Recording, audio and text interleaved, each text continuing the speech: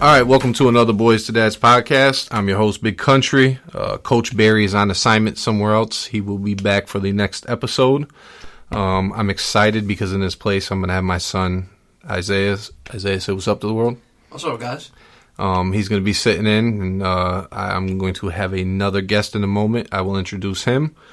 But as always, like, listen, and follow Boys to Dads podcast on Instagram and Facebook. And then it's kind of exciting because this one's going to be uploaded onto Boys to Dads podcast on YouTube for the first time. So that's going to be, something different, and we'll see how it works out. Other than that, I'm kind of excited about today's show and topic. Okay. Equity in schools and being a teacher dad, right? Something that's kind of fun. So let me introduce my guest. He is a Navy veteran, a veteran teacher, a colleague, a friend, a fellow alumni from Eastern Connecticut State University, husband, father, brother, probably that first and then everything else, and many other names, right? And, I like to introduce him, the way Biggie or Big Daddy Kane would introduce him and go as Brooklyn in the house, right? Mr. Hector Cardona, so say what's up to the people. What's Hector? up, people, baby? What's really exciting to me is, one thing that I want to share with the guests is you were my kid's teacher. Oh, yeah. Right? And we met through that.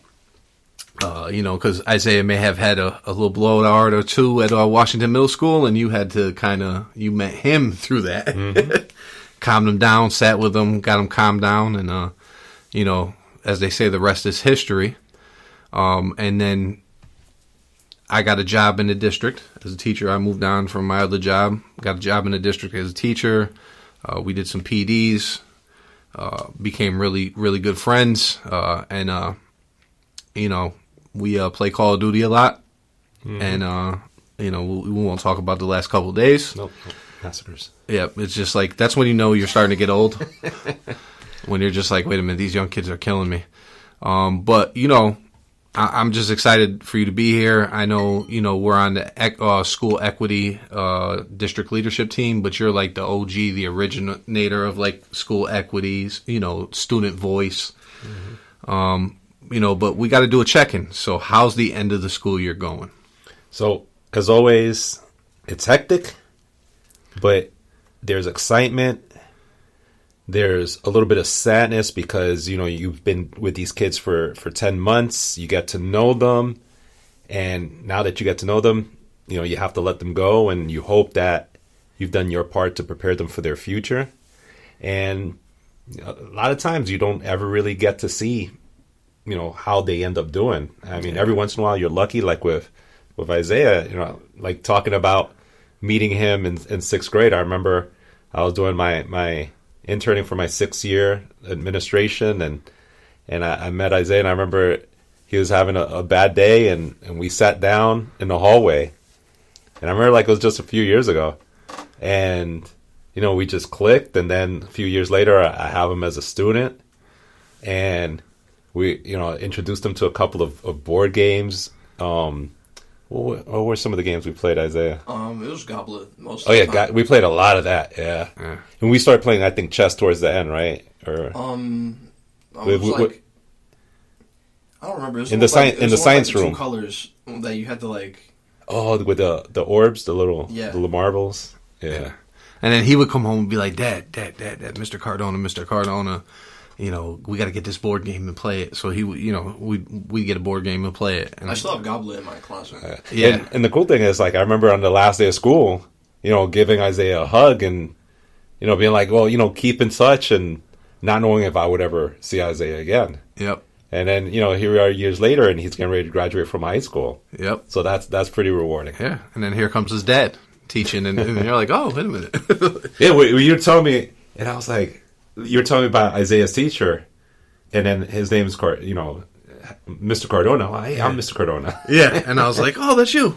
And and that's, I think, what I like about that segue is I think that kind of speaks to the diversity and equity in schools, right? Because I remember him coming home and he would always talk about you.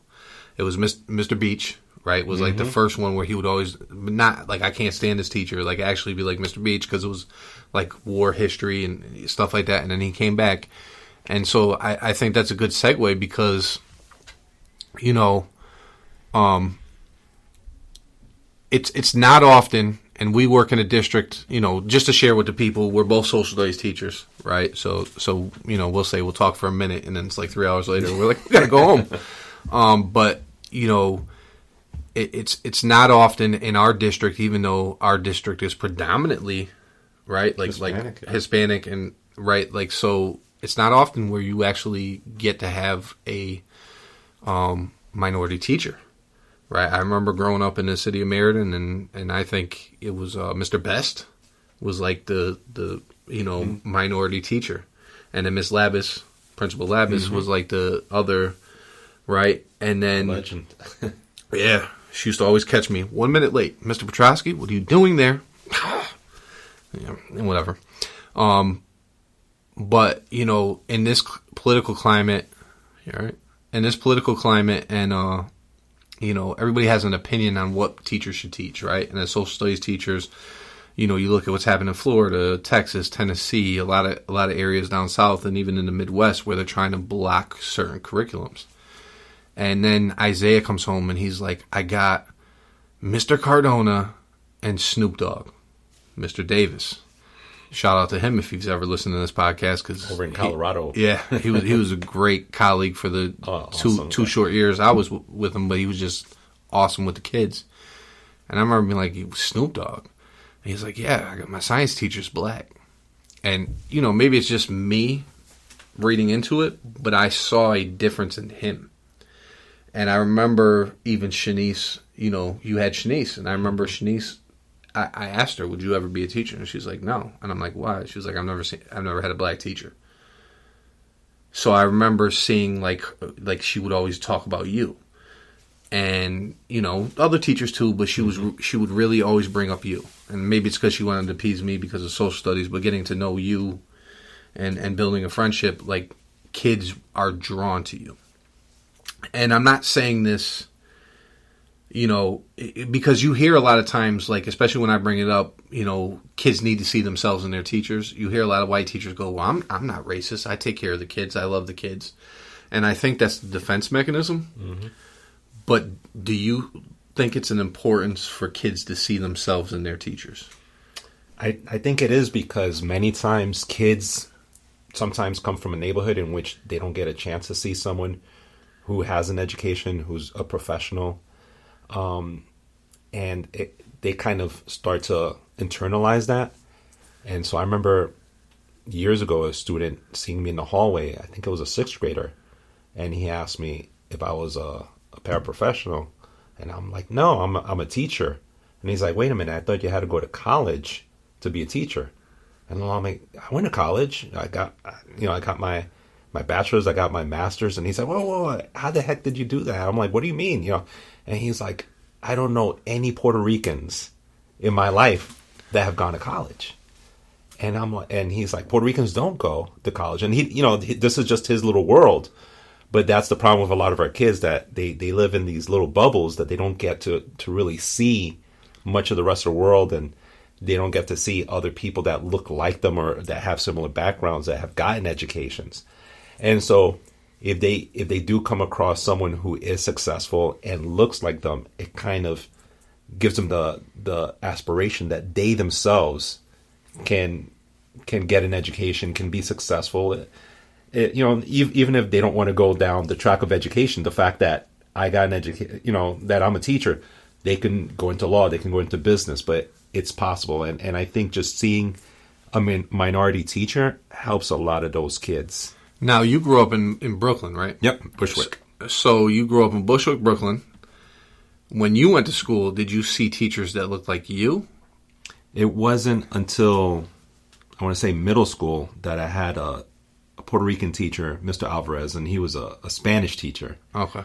But it was still, and shout out, I don't know if Mr. Alvarez is still alive, but it was just cool to meet someone who would, you know, when we would say our you know, little curses in Spanish, and he called, I know what you said.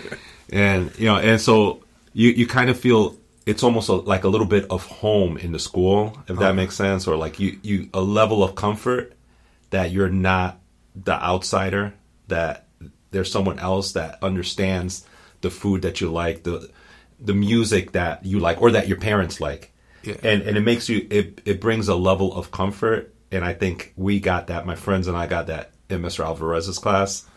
And then I ended up going to Paul Robeson High School in East New York. And that was a predominantly African-American high school. And we had a lot of black teachers. And it was kind of cool because seeing someone else who wasn't like necessarily like you, but wasn't like the other teachers that you used to have. I got you. And so it kind of starts to open up, your mind that there, people live different ways, people have different beliefs, but that we can all coexist. Well, it's crazy because even as a white kid growing up, all my teachers were white and predominantly female. And then it wasn't until like high school where I really got a male teacher, but it was either PE, and then it was, I think, my junior year. It was PE and science predominantly. Then my junior year, I started to have more male teachers. My senior year, I remember I never read books, like unless it was sports or like history related. Like if you gave me like, I don't know, Great Expectations, I would have been like, get that book out of me. I can't relate to this. And then my senior year, Mr. Matizek, he unlocked a world that I never even thought about because he was a male. He was a little bit more sporty, a little bit more understanding of the kids in his classroom. And all he had to do, he looked at me, he goes, if we do everything we're supposed to Monday through Thursday, on Friday, you can get the day off. I'll correct papers and give it back to you and we'll watch a movie. And I remember I was like, I get a day off from school, bet. And, but he would teach me stuff about like Polish tradition because I never really, growing up Polish, my mom, my mom's side of the family, there's Polish and German. So that you hear a lot of German. It's never good, right? Like the history of Germany usually starts and ends with the worst part. But then, like, he taught me some stuff about Polish tradition, how, even though my family owned, like, a kielbasa place in Meriden, he taught me the historical, why kielbasa was made. And then, like, he would bring in a book, and I'd read it, and I'd be like, oh, my God, there's, like, Polish people that were famous. They're not just stupid. Mm-hmm. That's what people used to make fun of us with. And so it was just interesting how teachers, when they can relate to you and kind of speak your language and keep you feeling, like, comfortable, it's amazing. And I see that even with my students now. Like, when my students look at me, the first thing they say is, you're big. Mm-hmm. You're 6'7". How much do you weigh, Mr.? I'm just a big guy. Don't worry about how much, right? But it's like, and then they see my family, and then a lot of kids relax. And it's amazing how they'll see my wife, they'll see my kids, and they'll be like, wait a minute, your wife's black? And then, like, even, especially with the black females, like, when they walk in and they get their hair braided, right, and they're itching. I'm like, they're tight. You got the headache. You need to go, get an ice pack. And they're like, and I'm like, don't tap too much. Those braids come out. And they're like, how do you know? And I'm like, oh, well, my wife braids my kids' hair. And or even knowing the amount of time that goes into that. And so, like, hours and hours. Sharing with that, they're like, wait a minute, this white guy knows a thing or two about. And I'm like, well, I had to learn. But just knowing that brings a level of comfort. So I can not imagine for those kids. And I'll ask somebody who went through it. What was the difference between all your other teachers and in your 8th grade year? Like, especially Mr. Davis. Like, tell me, how did it feel to see, like, Mr. Davis and Mr. Cardona? It was just pretty cool. Like, I don't really know how to, like, explain it very well. Did you feel a bit more comfortable Yeah. in Cluster 3 with us there? Yeah. It was like I actually kind of, like, looked forward to going to school rather than just, like, hoping that it would end. And you would stay after school too, so it's like even after school ended,